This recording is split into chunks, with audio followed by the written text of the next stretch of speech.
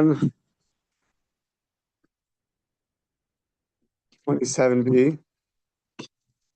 So this, let's go back for a second. This, V'od shalu.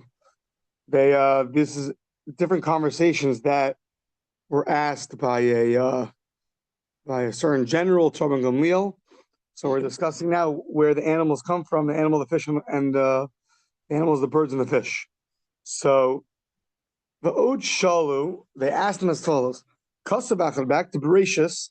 Kasavachad Omer V'yomer Elokim Yishutzu Amayim Sheret Nefesh Chaya V'Ofet. So it sounds like in this verse, in the 20th verse of the Torah, that it's comparing the sherets, Yishutzu Amayim Sheretz Nefesh Chaya V'Ofet. It's comparing the animals and the birds and the fish. So it sounds like Alma Mimayim Ibru. It sounds like from this verse that we're talking about the birds. That the birds were created from the water. They're in the same verse as the fish. And it sounds like they're all put together. So the birds are created from the water. Now, yesterday we had that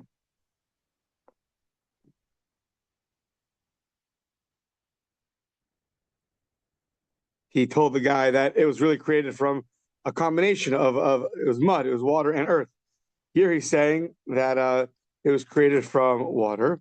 Uksiv, another verse says that God, the verse before this says, Hashem Elokim min Adama, Kol Chayos Hasadeh, Hashem formed from the ground all the animals of the field.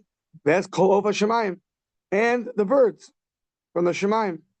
And then it says, V'yavi al Adam liros ma yikralo, and he brought it to Adam to see what its name is.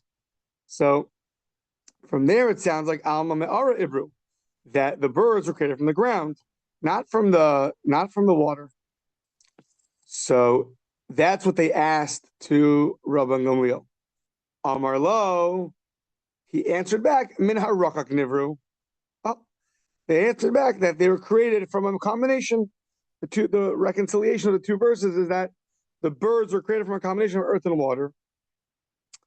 So Ra Talmidim Mistakun Zebazeh, when Rabbi Gamliel gave this answer, he saw his students looking at each other.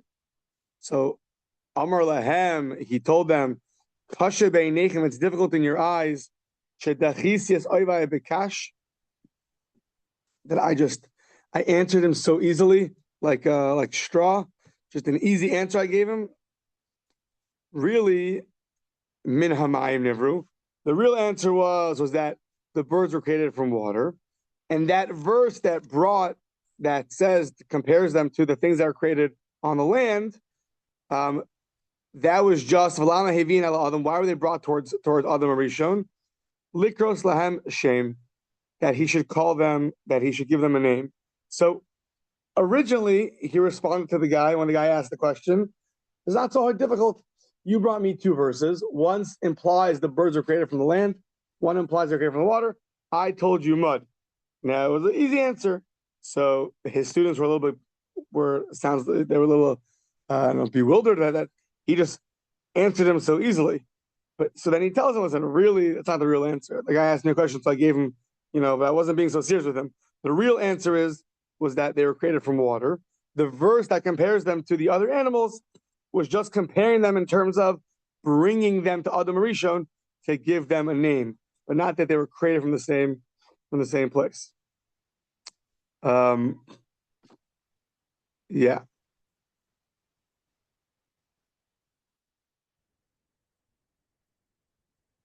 Now there's another version of the story. V'yesh omrim b'lashon acher. Some say the story happened in a different way. That really was the opposite. Amar la'oso hegman u'b'lashon rishon. Really, he told this that he just told his students. This version has that he said that to the general, meaning that the animals are brought. Really, the birds are created from the water, brought to Adam Rishon just to be named. So Amar lahen letalmidam, and Amar lahen letalmidav mishum deksiv al vayetzer. And to his students, really, he said that they're actually created from mud, because in that verse, it says, Vayitzer Hashem Elokim, meaning in the 19th verse in the Torah, it says God formed from the ground the animals. Then it mentions the birds, and then it mentions that they were brought towards Adam to get named. The question is, the verse starts off with God formed the animals, and then it talks about the birds. Is the word God formed going on the first part of the sentence only, that he created the animals from the ground, or is it also going on the second part of the sentence that God created the birds from the ground as well? So that's the difference in these in these two versions. So in this version, he told his students that the birds were created from both the mud and water. Water, because the next verse compares them to the fish. Earth, because it says God formed the animals from the earth and the birds. Now, and the birds, he understands it to mean he also formed the birds from some of the earth as well. So two different versions. What did Rabbi Gamliel tell his students? What was his conclusion? Either the conclusion was that birds were created from water, or the conclusion was that birds were created from a mixture of mud, a mixture of earth and water. Okay. That's that. Now, Amr Yehuda, Mishum Rabbi Yitzchak ben Pinchas. He says the following: Ein shchita la'of min haTorah. We're assuming until now that slaughtering a bird, even though it doesn't say it explicitly, but is compared to an animal, and therefore you have to slaughter it. That's a biblical law, not a rabbinic law. However, Rabbi Yehuda Mishum Rabbi Yitzchak ben Pinchas argues, Shenemar, it says v'shafach. You could just spill the blood. V'shvicha ba'al masagi. Any way you kill the animal, you could poke it, you could press it, whatever you need to do, as long as blood spills, but you're good to go. Ihachi chayanami. So why are you only focusing on the birds? Maybe a wild, a non-domesticated animal is also listed in that verse. It says in the verse in the 17th chapter of Vayikra, it says a chaya or an oaf that you're going to eat, v'shafach hasdamo, when the blood spills, you do the mitzvah of kisui hadam, you cover over the blood. So if you're bringing a source that a bird is not biblical from the fact that it says as long as there's blood spilled, well, the other animal is a non-domestic, a wild animal, is also mentioned in that verse. So you should say the same thing over there. As long as you just spill the blood in any which way or form, then that's considered a valid shchita. But we assume that that's not true. So says the Gemara, no, it's different, because iskish lepsule hamukdashin, the non-domesticated animal is, we're going to see, compared to animals that are holy, that they have to get sacrificed. We'll see that coming up on the next page. So therefore, the non-domesticated animals are compared to sacrificial animals, and therefore they need slaughtering. Okay, but ofnami is behema. But a bird's also compared to a domesticated animal. And therefore, it should need a shlita. But how do you say that? It says, as long as you spill the blood, you're good to go. Sounds like you don't require a shlita. So what do you do? So we say, so it says, who told you that the spilling of the blood is going on the bird? Maybe it's going on the non-domesticated animal. Both of them are mentioned in the verse.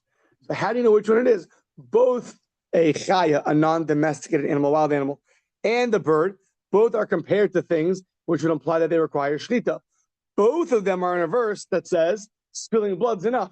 So how do you reconcile that?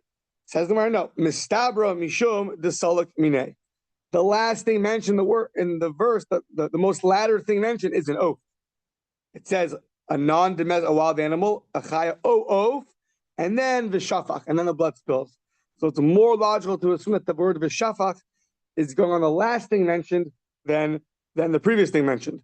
So in that verse, when it says chaya or oaf v'shafach, the v'shafach is modifying oaf, the bird. Spilling the blood of the bird would suffice for valid shchita, and it's not going back on the thing before it, which is a wild animal. And therefore, the conclusion will stay that a wild animal would require shchita because compared to a sacrificial animal, and a oaf, according to this opinion, would not require shchita because of the word v'shafach. As long as the blood spills, you are good to go. Now, on this statement that a bird does not require shchita min haTorah, there's no biblical commandment to slaughter the bird. You could just kill it, by spilling out blood. We're gonna have a few rebuttals. So, siman nisnabel dam malika. Animal became an avela through the blood of malika. That's the mnemonic to remember.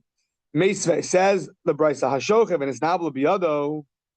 If one shechted it and it became an avela in your hands, or hanochev amaaker, or you do noche, meaning it gets poked, or it gets torn. So what do we say? Pater milachaftos. Then you are exempt from the mitzvah of kisui hadam. There's a mitzvah when the blood spills, you got to cover it up. So that I think the Gemara actually in Chulin somewhere says that mitzvah should not be disgraceful in your eyes. So that's covering up the blood with your hand, not with your foot. Either way, you have to cover up the blood, but the rule is it's only by an animal that's edible. So the brisa says if it was killed in a non-shchita form, so then it's an avela, it's not edible, so there's no mitzvah of kisui adam. But this flies in the face of what we just said. If you tell me that there's no shchita, there's no biblical requirement to do shchita on a bird, and any kind of poking of the blood or tearing of the pipes is going to be enough, so why is there no mitzvah of kisui adam? According to you, that is also makes the animal edible if you tore out its pipes. So why is there no mitzvah of kisui adam? So says the Gemara, the iyamers ain't shchita open a Torah, nichiras azur shchita. So that is its shchita, the tearing of the pipes. So libai kisui, you should require kisui adam. Says the Gemara, mi savers ba'of lo l'chaya. You think that was talking about a bird? It was talking about a non-domesticated animal, and therefore you have to do kisui adam. That's he's going to get out of it. That the brisa wasn't talking about a bird; it was talking about an animal, and therefore no rebuttal on me. Tashma, second rebuttal, hashochet v'tzarich adam chayav l'chasos. So one who slaughters and needs the blood. We'll see. There's at least two things that one could need the blood for. So if you slaughter and need the blood, so then you're obligated to do kisui adam.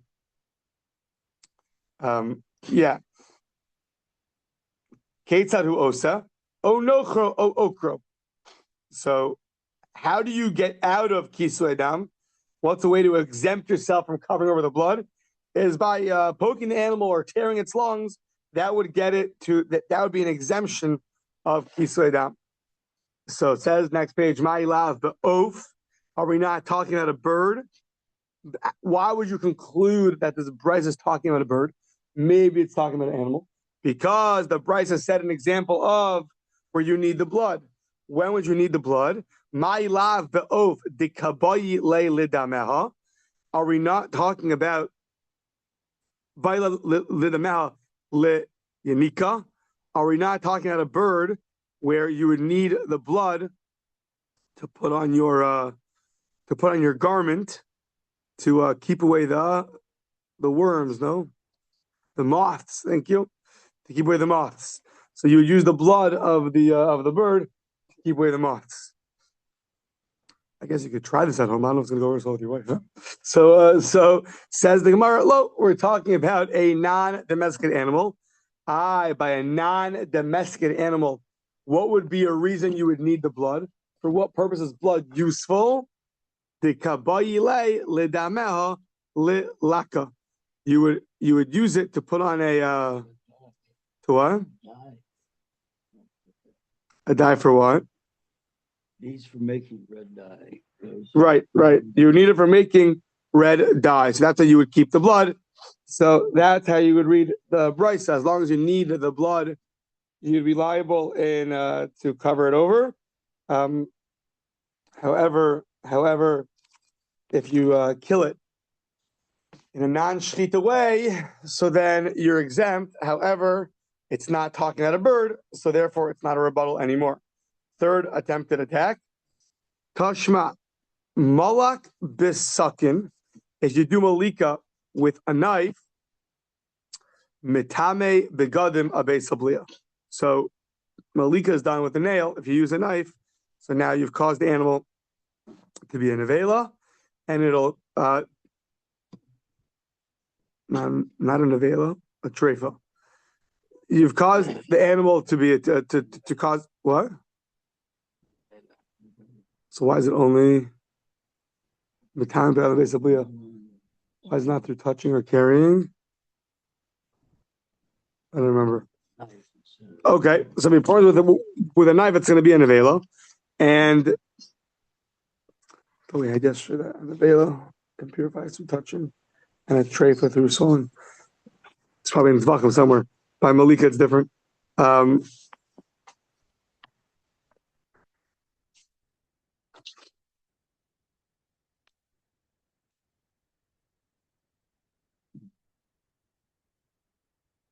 Yeah. It's a Gemara Zvachim.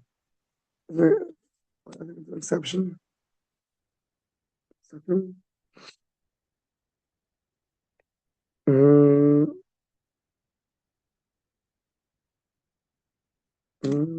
Okay. Sounds a whole long exposition. Yeah. Okay, not for now. Fine. Either way, it's an avela, and what happens if you would eat it, it would impurify your clothing. So now 1 second. V'yamers ein shchita la'of min Torah. If there's no obligation to do shchita biblically, so nichina midichitaver leishadra umiparekes. So you're right. You start from the back of the neck because you're doing malika, so you're in the back of the neck. So you broke that spine and that neck bone. So havile treifa. So it would be a treifa, but tahani lo sakin letahara midei nevelahu. If you're using a knife and you're going from the back, so even though when you break the neck, it'll be a treifa, but at least the shchita should purify it from being a nevela. Let the shchita purify from being a nevela. It'll be a treifa. It'll be a treifa. It'll be an animal that was slaughtered with a fatal wound. So, 1 second.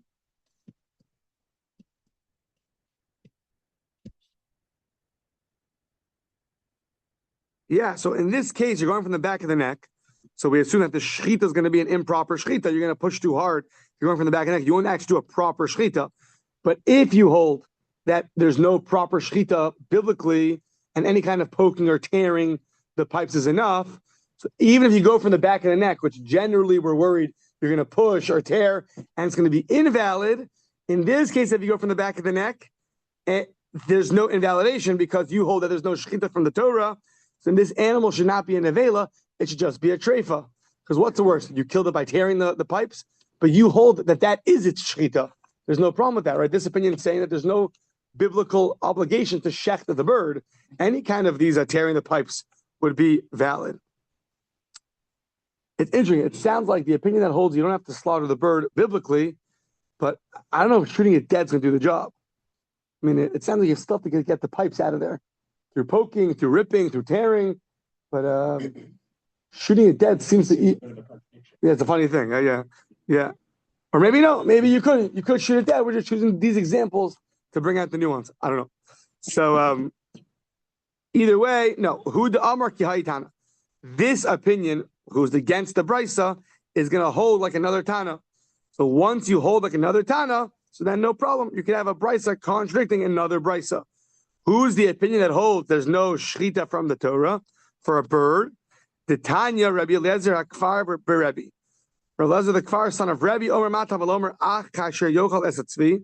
It says in Devarim that when you go Kasher Yochal Esatzvi, when you're going to go and consume the deer or the ayol is the what's a heart? Isn't there another word for it? Yeah, what's a heart? Kind of deer, it's like in the deer family, no? Is there another name for it? There's a gazelle. Oh, the gazelle, maybe? Yeah, maybe. Okay, the heart. So when you eat that, so now 1 second, why? So what exactly are you learning from the tzvi and the ayal? So it came to teach. We end up learning from it, meaning makish tziva ayal l'psulei mukdash. We're comparing these two animals to the ones that are invalid for the sacrifice for the sacrifices. Ma psulei mukdashim b'shchita, av tziva ayal b'shchita. Just like those psulei hamukdashim, the ones that are invalid. Not the ones that are invalid, the ones that.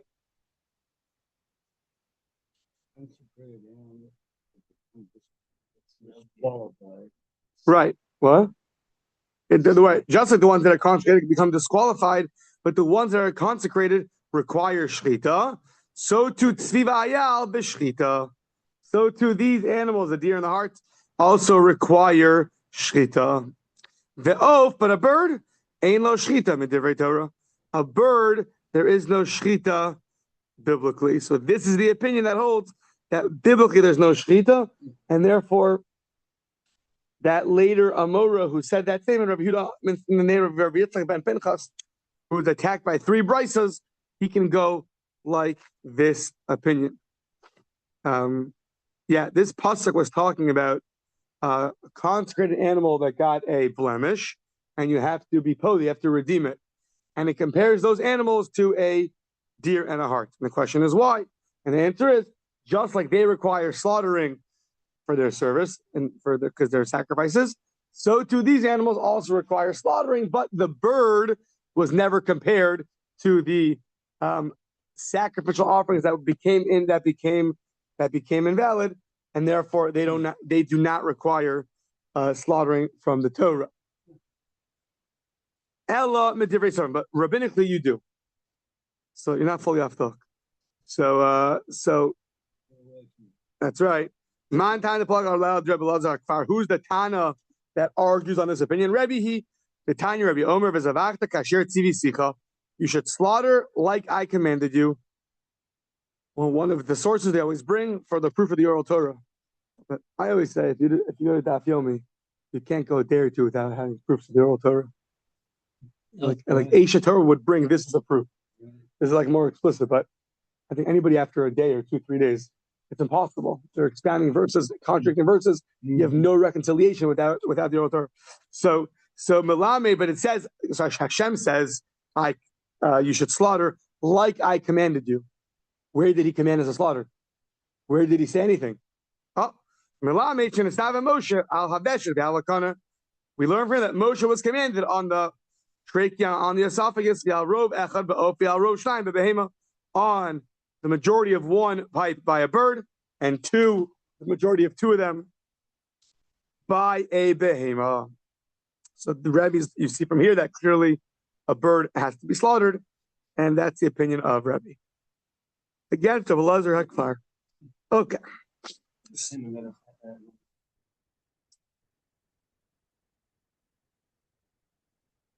Well, no, a chaya doesn't need this oral tradition because we just compared a chaya, the deer and the hart, to the psulei hamukdashim, to the sacrifices that became invalid. So there you have a hekesh that teaches you that. But the other ones we're saying is like a Moshe Sinai. Yeah, what's that verse is talking about? Oh, that's interesting. It's the verse preceding it.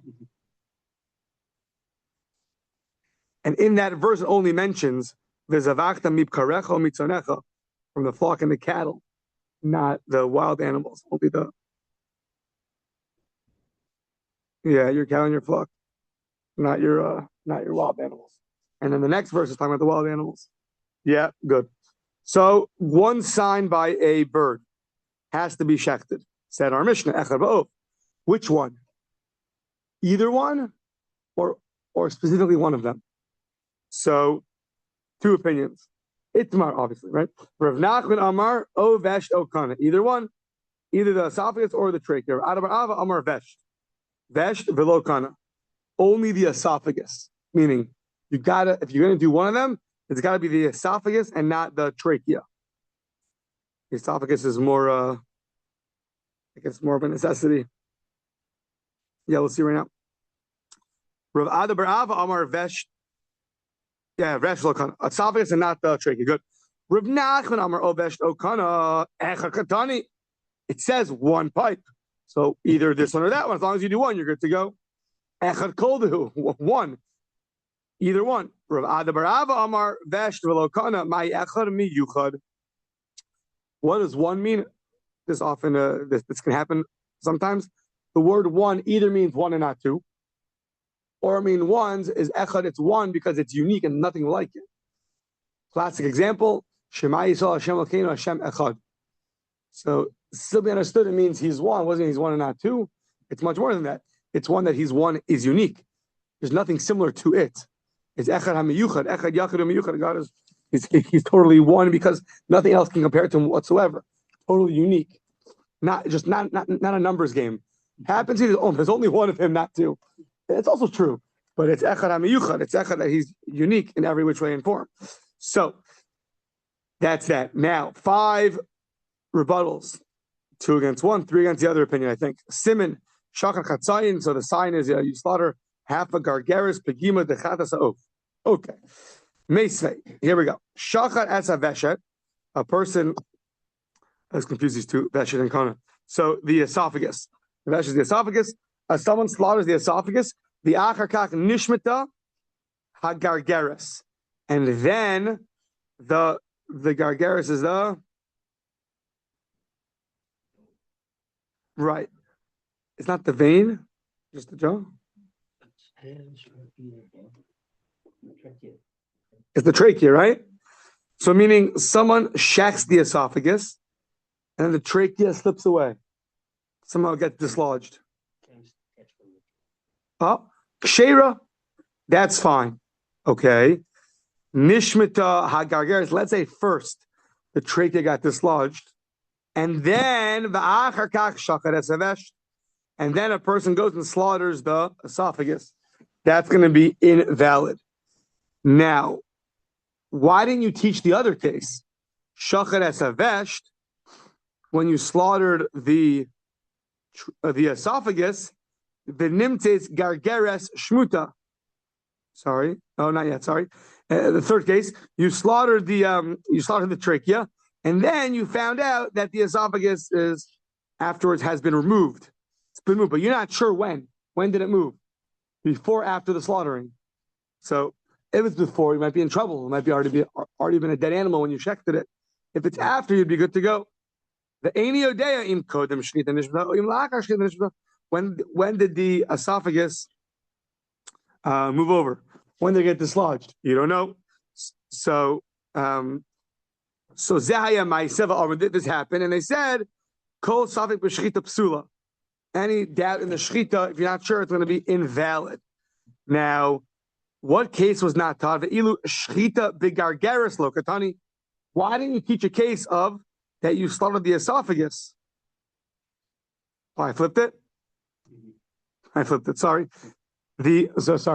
So you're slaughtering the esophagus and the trachea was dislodged. Sorry. And then you're not sure if it was dislodged before or after. And the question is, why did you only say that you shechted the esophagus and not the trachea? Say that you shechted the trachea and then the esophagus got dislodged. Why did you focus on shechting the esophagus and the trachea gets dislodged? Obviously, you only chose that case because you hold you have to shech the esophagus. You can't shech the trachea. And that would support the opinion of Rav Ada. So that the Gemara says, no, it's not a proof. Why? Mishum de gargaris avidali ishtamute. It's just the reason why I chose the slaughtering of the esophagus and the trachea was dislodged, because the one that's more likely to be dislodged is the trachea, not the esophagus. So it just chose that case, but not coming to exclude the slaughtering, the shechting of a trachea. So that was the first attempted attack. Tashma shakat shnei chatzei simanim ba'of psula. If you do half of the signs, half the trachea, half the esophagus, invalid. Vein sarach lomer b'behema. And by behema, for sure, it's going to be invalid. 2 halves do not make a whole. They lied to you in school. Yeah. So Rabbi Yehuda Omer be'of ad sheyishchot es havesh the es havridin.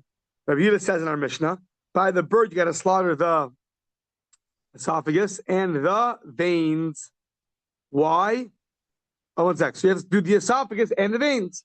So what do you see from there? You have to do the esophagus. Says the Gemara. No, really, you could do the trachea or the esophagus. It mentions the esophagus because he holds you have to do the veins. Mishum devesh samach levridin is just the esophagus is closer, directly closer to the veins than the trachea is.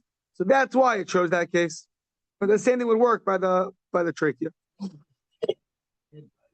What? Why don't you just chop the head right off? You get rid of all that one shot. You do that? How do you know if you hit the trachea and the esophagus first, and not something else that killed it? We had that area called the base hashchita, and we had hagrama. You have to get it within a certain area. Mm-hmm. Right. But so when you want to just take a sword and do a good baseball swing, and then and then you're good to go. I guess if you can aim well and knock out the trachea and the esophagus, then yeah. So, but once again, the question is when you attempted to do kind of the whole head off, let's say in your case, but then you realize you only cut part of it. Only one of the pipes was cut, the trachea. And now you have to answer to that lady who's waiting for her dinner for a week already, for the rabbi to figure out until he rents a sword how to chop off the head. And now she's starving and Yom Tov's coming. And you have to tell her, is that okay or is that not okay? So if the Gemara only said chop off the head, what would you do in a case where only one pipe was chopped, what was cut? We would never know. You wouldn't know. So what would you do? No, I'm saying when you tried to cut the whole head off, in your case, Jules. Yeah, and now all you cut was the trachea, not the esophagus.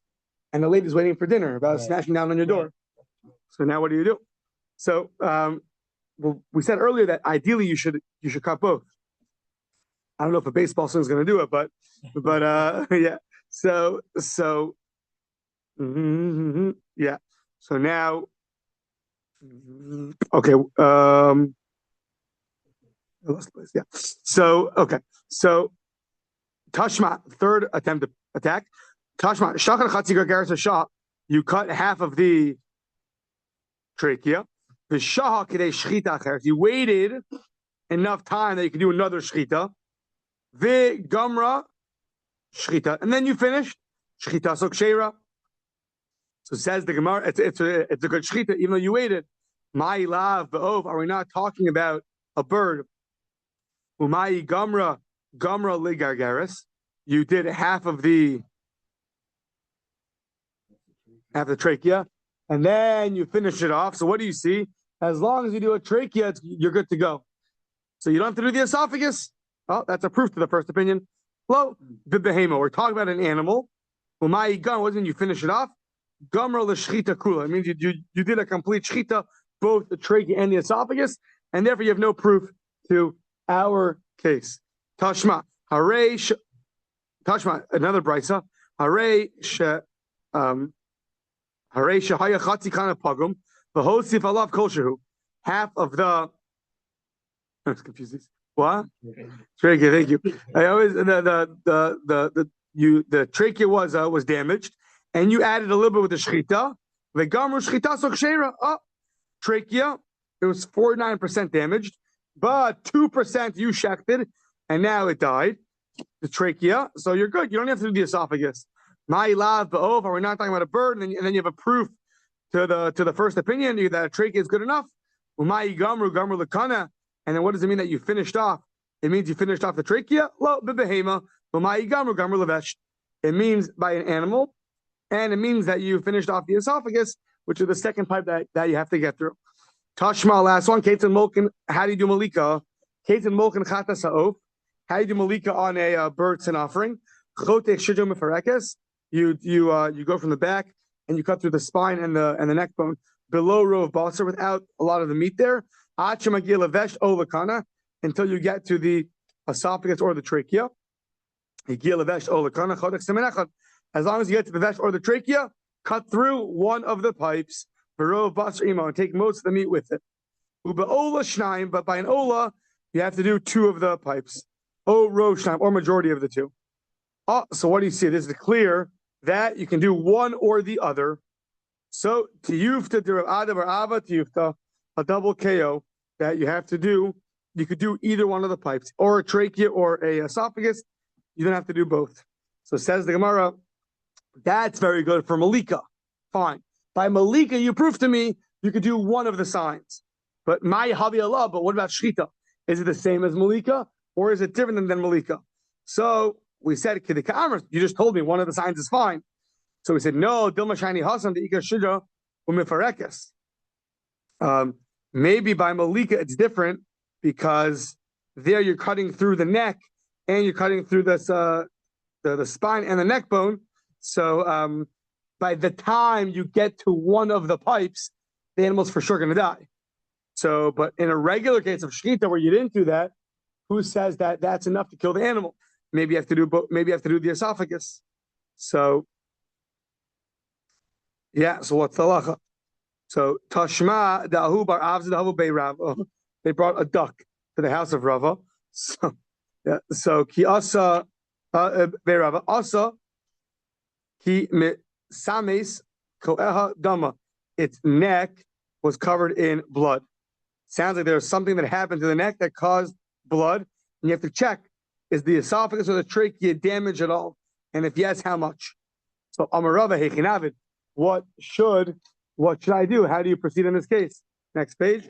Nishchete v'hadar nivdek. You first checked it and then you check. Well, dilma b'makam nekev shachet. Maybe you ended up checking in the place where the hole is, so you're not going to know the original wound. How big is it? Where is it? So why don't you nivdek v'hadar nishchete? Why don't you check it first and then do a shchita? Well, Hamar Rabba vesht ein lo bedika mi b'chutz elam b'bifnim. The trachea has no ability to check it from the outside. Only the esophagus. Sorry, the esophagus has nowhere to check it from the outside. You can only check it from the inside, not from the outside. So Amar Rav Yosef Rei nivdeke lekana, check the trachea, and the nishchete lekana, and check the trachea. The lichshrei, and then it'll be kosher, just the trachea alone. The hadar lavchua levesh v'livdike, and then you flip over, you turn over the trachea and you check it. So all you have to do is just the trachea. You don't have to do the esophagus. Amar Rava Chachim Yosef Bri v'treifas ki Rav Yochanan. My son Rav Yosef is so knowledgeable in these blemishes to check for a treifa, like Rav Yochanan was. He also is very knowledgeable. Alma echadik amar ohai ohai. So from here you see, as long as you do the trachea, so then you are good to go.